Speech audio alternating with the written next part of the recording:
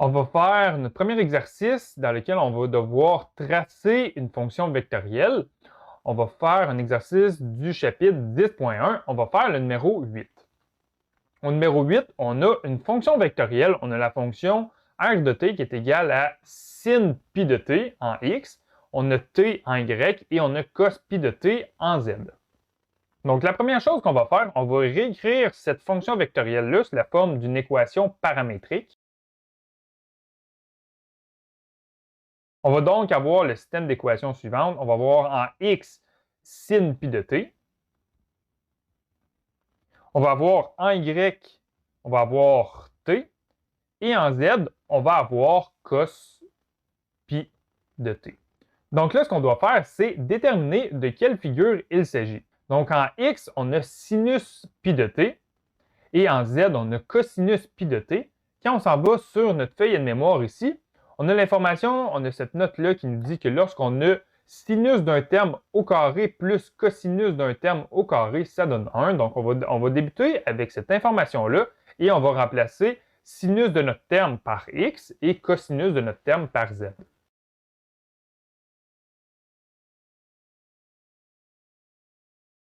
Donc, puisqu'on sait que sinus de notre terme au carré plus cosinus de notre terme au carré est égal à 1, si on remplace sinus de notre terme ici par sinus pi de t, qu'on va remplacer ça dans le fond par x, et ici, cosinus d'un terme au carré, on va remplacer ça par z.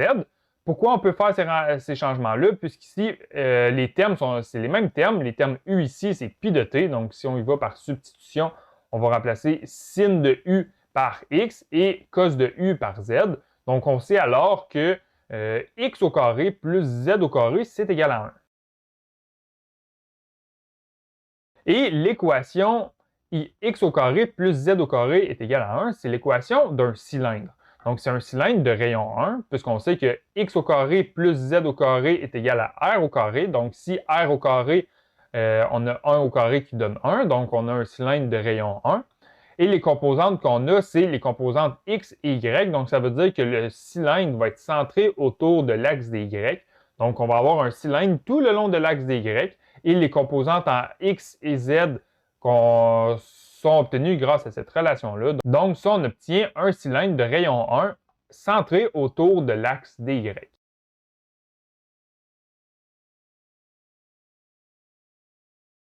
Ensuite, l'autre information qu'on a ici, c'est y est égal à t. Donc, ça veut dire que lorsqu'on va faire varier la variable t, notre point va parcourir l'axe des Y sur notre cylindre. Donc, il va avancer, on va avoir un point qui va avancer sur notre cylindre selon l'axe des... Donc, puisqu'on fait augmenter, lorsqu'on va faire augmenter la variable t, on va aller dans le sens Y positif. Donc, on va avoir un point qui se déplace en direction de Y positif sur le cylindre en question ici.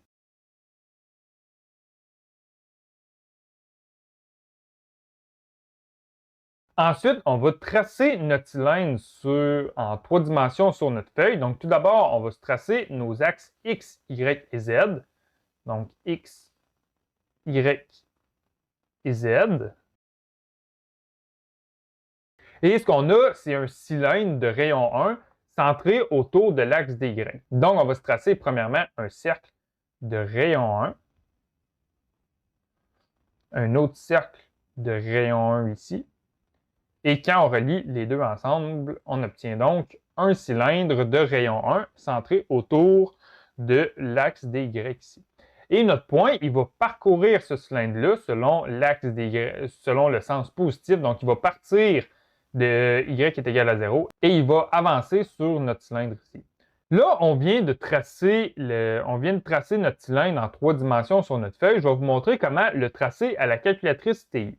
Donc, sur notre calculatrice TI, premièrement, ce qu'on va faire, on va ouvrir une fenêtre graphique. Donc, premièrement, on va faire CTRL et on va appuyer sur Document. Donc, quand on voit en bleu, juste en haut ici, on voit qu'on peut ouvrir une nouvelle page. Donc, on va faire ça ici. Et la page qu'on va ouvrir, on va ouvrir une page graphique. Donc, on va faire 2 ici. Donc là, on vient d'ouvrir une page graphique. Le graphique, par défaut, que ça nous ouvre, c'est un graphique en 2 dimensions. Nous, là, ce qu'on veut, c'est travailler en 3 dimensions. Donc, pour travailler en 3 dimensions, on va faire Menu. On va aller dans Affichage, donc 2. et on va aller dans représentation graphique en 3 dimensions. On va appuyer sur 3.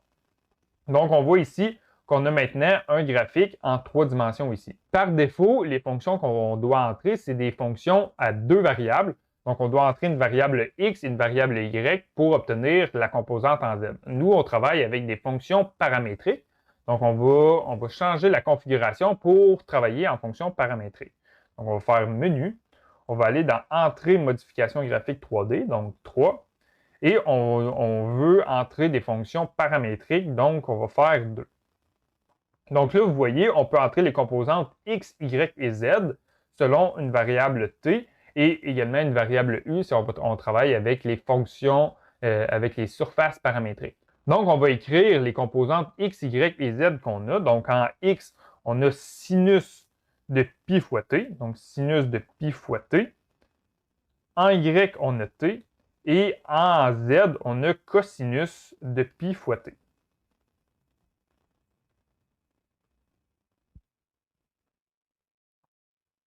Donc, on voit ici qu'on a un cylindre de rayon 1 centré autour de l'axe des Y. Et quand on se parcourt avec les flèches, on est capable de visualiser un peu en 3 dimensions ce à quoi ça correspond. Donc, on a notre cylindre de rayon 1. Et lorsqu'on avance sur l'axe des Y positif, notre point, il se déplace autour de notre cylindre de rayon 1 ici. Donc, ça fait en quelque sorte un ressort, un slinky.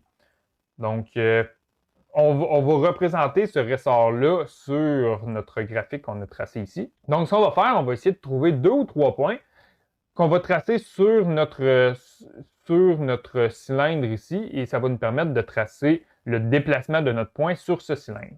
Donc, la première chose qu'on va faire, on va trouver le point R0. Donc, dans notre fonction paramétrique, on va remplacer la variable t par 0 et on va trouver les composantes x, y et z. Donc, en x, on va avoir sinus de pi fois 0, donc 0, et sinus de 0, c'est égal à 0. En y, on avait y qui est égal à t, donc on remplace t par 0, on va avoir un y de 0. Et en z, on a cosinus de pi fois 0, donc cosinus de 0. Et cosinus de 0, on obtient 1. Donc là, on a notre premier point. Je vais le tracer sur notre graphique. On a la composante en x qui est égale à 0. Donc, on va être ici. On a en y qui est égal à 0, donc encore là. Et on se déplace de 1 en z. Donc, de 1 en z, on va être situé ici. Donc, notre point initial, il est situé ici. Ensuite, on va prendre un deuxième point. Par exemple, on va prendre une demi. Donc, on va calculer notre fonction vectorielle avec un t qui est égal à une demi. On va avoir x qui est égal à sinus de pi fois t. Donc, on a un t qui est égal à une demi. Donc, on va avoir pi sur 2. On va avoir y qui est égal à t. Donc, on va avoir une demi. Et on va avoir un z qui est égal à cosinus de pi fois t. Donc, de pi sur 2. Donc là, pour calculer sinus de pi sur 2 et de cosinus de pi sur 2, on va se tracer un cercle trigonométrique. Donc, on va se tracer un cercle de rayon 1.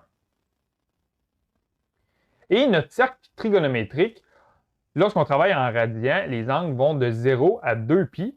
Donc on débute à l'horizontale ici et on parcourt dans le sens anti-horaire. Donc, lorsqu'on fait un tour au complet, on obtient 2π. Lorsqu'on fait un demi-tour ici, on a un angle de π. Donc, l'angle π sur 2, ça correspond à un angle de 90 degrés. Donc, ici, notre angle correspond à π sur 2. Donc, lorsqu'on est situé ici et qu'on fait sinus et cosinus, sinus, ça correspond à la composante en y de notre cercle trigonométrique à cet endroit-là. Donc, ici, on va avoir un y de 1. Donc, sinus de π sur 2, c'est égal à 1. Et cosinus, ça correspond à la composante en x dans notre cercle trigonométrique. Donc, puisqu'on est situé à 90 degrés, on n'a aucune composante en x. Donc, ici, la composante en x, c'est égal à 0. Donc, on va tracer ce point-là sur notre plan ici. Donc, en x, on a un x qui est égal à 1. Donc, on va être situé ici. Ensuite, on a un y qui est égal à une demi. Donc, on se déplace de une demi-unité en y. Et en z, on ne bouge pas. Donc, le deuxième point, il va être situé ici. Donc, on part de ce point-là et on se déplace vers ce point-là ici. Et finalement, on va utiliser un troisième point. Notre troisième point, on va utiliser par exemple un t qui est égal à 1. Donc, on va calculer la fonction vectorielle avec un t qui est égal à 1. On va donc avoir les composantes x, y et z. On va avoir en x sinus de pi. En y, on va avoir 1. Et en z, on va avoir cosinus de pi.